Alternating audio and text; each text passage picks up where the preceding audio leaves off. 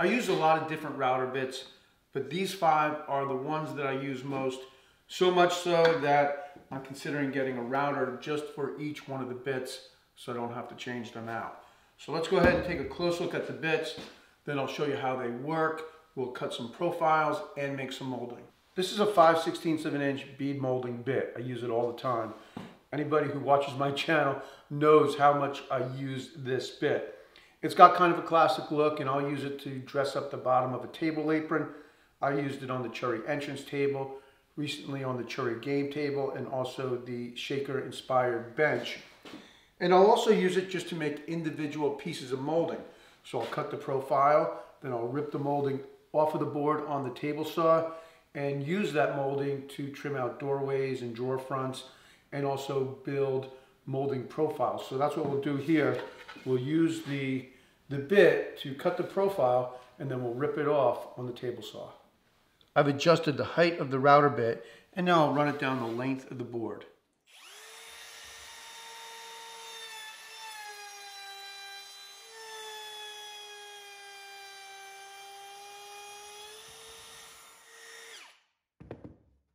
So now we have that nice bead molding here.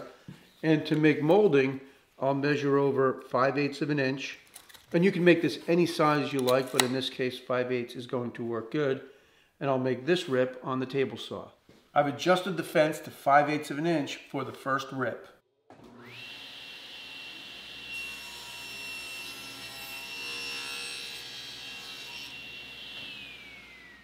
I've lowered the blade a little, set the fence at 3/8 of an inch, and I'll make the next rip.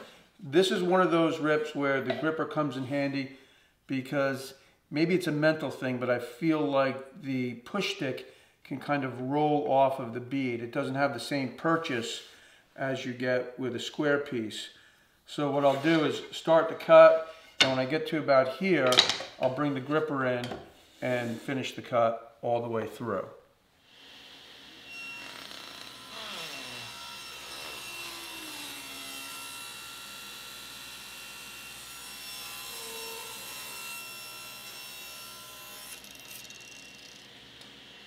Here's the piece of molding, and you can see how it would dress up maybe a flat panel, inside of a door flat panel. You can make this at different heights, so instead of ripping it at 5/8, you could rip it at 3/4. You could also build off of it. So if you had your little piece of bead molding here, like that, you could also put a little piece of Cove molding in, and that would just be another way of, see if that works. And that would be another way of making molding with your router. So that's the bead molding router bit. Like I said, I use it all the time. I make different widths. It's hard to explain, but widths, depending on what I'm using it for. If I'm trimming out the inside of a doorway opening or drawers, I'm going to make it the same width as the material. So this part here might be 3/4 of an inch.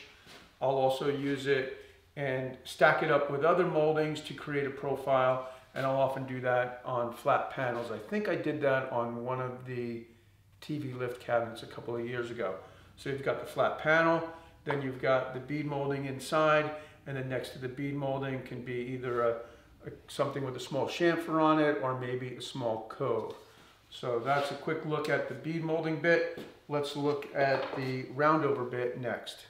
The 99-cent Maker's Mob woodworking sale is our biggest woodworking sale of the year, where inside the Maker's Mob, you will not only get access to some of my most popular woodworking projects, but you will also get over 90 woodworking tutorials with plans from some of YouTube's top makers, like Jimmy DeResta, John Hayes, Neil Paskin, the Samurai Carpenter, and Frank Howarth. Right now, if you click on the link in the description below, we are also hosting a 2-month Router Bit Challenge, where you can upload the projects that you have made and compete with woodworkers at different skill levels from all over the world in order to win thousands of dollars in prizes from CMT Tools and Taylor Toolworks.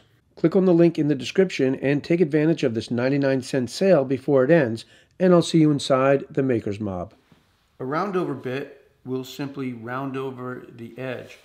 So I'll often use a roundover bit on a countertop, maybe not the entire profile of the bit. I might just use it to maybe right about there, like halfway. This is one of those things you're going to get the feel for but I'll use it for that. Sometimes I'll add a round over to what I consider a nice piece of furniture. So at the top of the piece of furniture, I'll have a nice straight right angle, nice straight edge.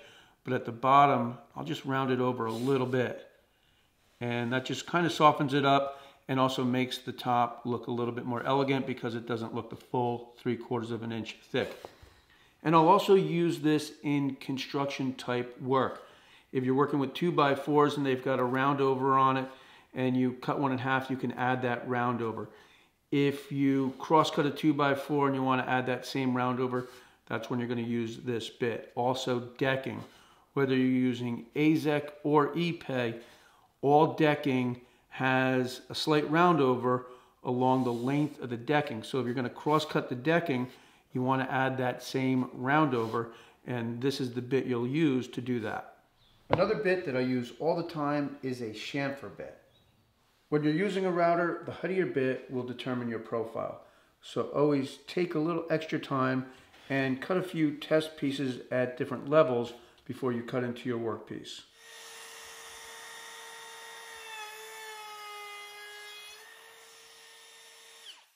That looks okay, but I want it to be a little deeper, so I will lower the base plate, which will raise the router bit.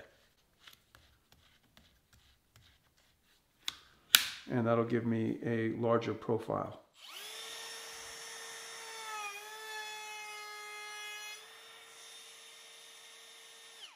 I just thought of a good example of where I would use a chamfer bit. Let's say we're going to make an address sign like 3 numbers here. If this was an oval or even a rectangle like this, it looks pretty blocky, but if you want it to look more elegant, you can simply run a chamfer around on both sides. So let's go ahead and do that next. I'll start with the end grain first. That way, if I have any tear out, I should be able to clean it up when I cut with the grain.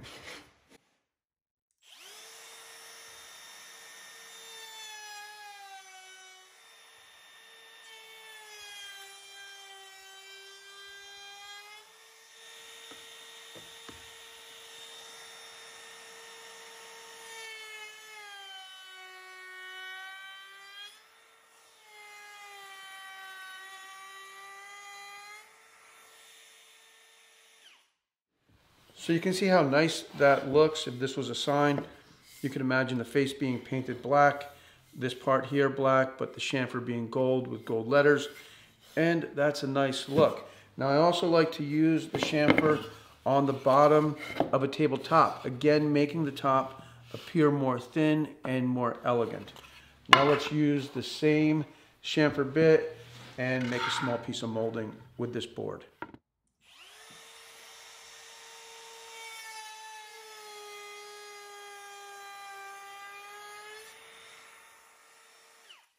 Back at the table saw, I'm going to rip this at 1 inch.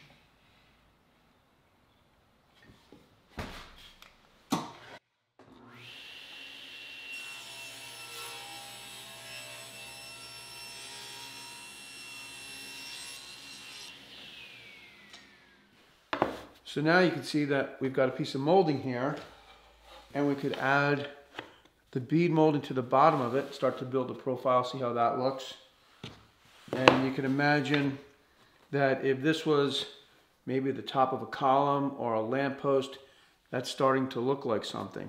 And to make it look even a little more like something, we can break out the next bit, which is the Cove Bit, and put a slight cove right here and see what that looks like. As part of the Maker's Mob Router Bit Challenge, we have partnered with Taylor Toolworks and CMT to offer the award-winning Italian-made CMT router bits and saw blades. Taylor Toolworks carries the largest selection and has the best prices on CMT bits and blades. Links are in the description below. In addition, use CMT 10 at checkout to save an extra 10%.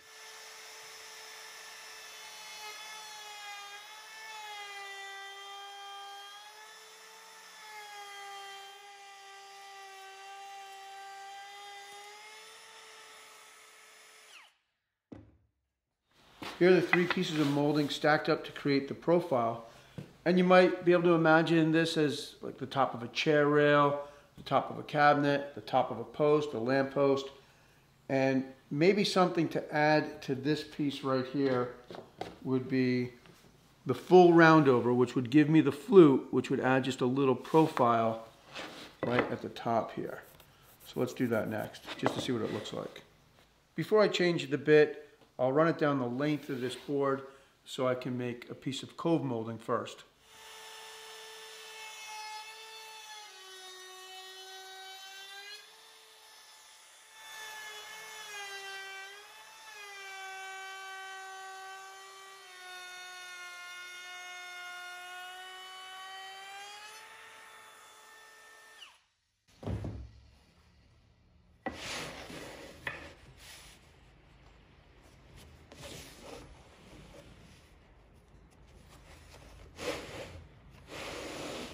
I am going to cut this cove off of this board to make that piece of molding, just to see what it looks like against these. But before I do that, I want to cut a miter on this top piece, basically on two sides, put it back together, and that'll let me know if I like this profile. I think I like it, but I'm not sure, and that'll kind of make it possible for me to see. And this is kind of my process when I'm designing molding details for furniture or interior trim ideas. So let's go ahead and let's cut the miter first, I think.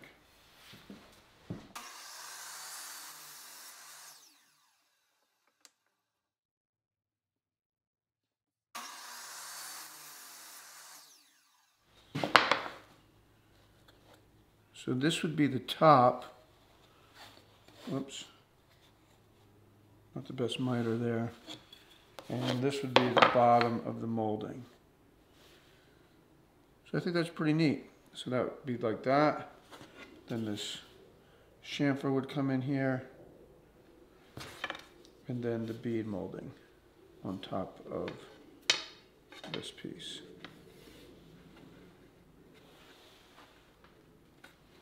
So anyway, just an idea. That's kind of what I like to do. But that looks, I think that looks pretty nice. Getting back to this piece of cove molding, I've set the fence at 5/8 of an inch, and I'll make the rip.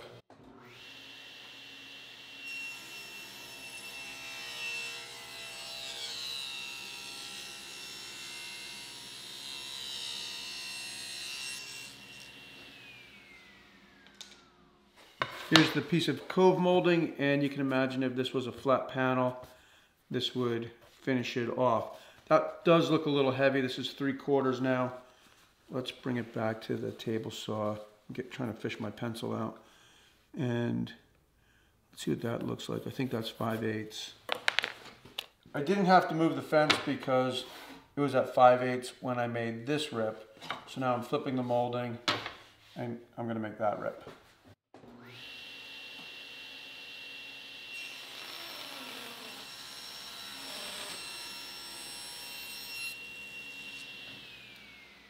Okay, and that looks better. And that's how it is when you're making molding with the router and the table saw. It's kind of a trial and error thing. You'll look at it, maybe take a little bit more off. Right now we're at 5/8 by 5/8. Maybe 9/16 by 9/16 would look better. And when you're making a custom project, you can make those decisions. I will say though, when you're making molding for a project, always make more molding than you think you're going to need, because you don't want to have to go back to the router and the table saw and try to reset up everything and get these exact same profiles. The last but not least bit that I'll talk about in my top 5 router bits, or the bits that I use most often, is a flush cut bit. I use this flush cut bit all the time. This one has a 1/4 inch shank. I use it for veneer work. So when you put veneer down on a cabinet, there's always about a 1/4 inch overhang, and I'll use a flush cut bit in the router to trim the veneer. I'll also use this for making patterns. When I'm putting a slight curve on the front of a tabletop, I'll make the pattern first out of MDF. It's just easier to cut on the bandsaw. It's kind of no risk, because if you screw up, it's just MDF. And you can sand it and sort of shape it how you like, and then use that pattern to rough cut the top to size, and then use the flush cut bit in the router to get a perfect match. So it works great. Now I did end up buying a larger one when I made the lily table. That table is made out of white oak and the legs are 8/4, so pretty big. And I needed a pretty big router, a router bit to make that cut. So again, I made the pattern. I think I made that one out of 1/4 inch plywood or maybe 1/2 inch plywood. And then rough cut the legs to size and then used the flush cut bit in the router to make a perfect match so all the legs were exactly the same. So these are my 5 most used router bits. I hope you enjoyed this video and found it helpful. As always, thanks for tuning in, and I'll have links to all the router bits that I talked about down in the description below.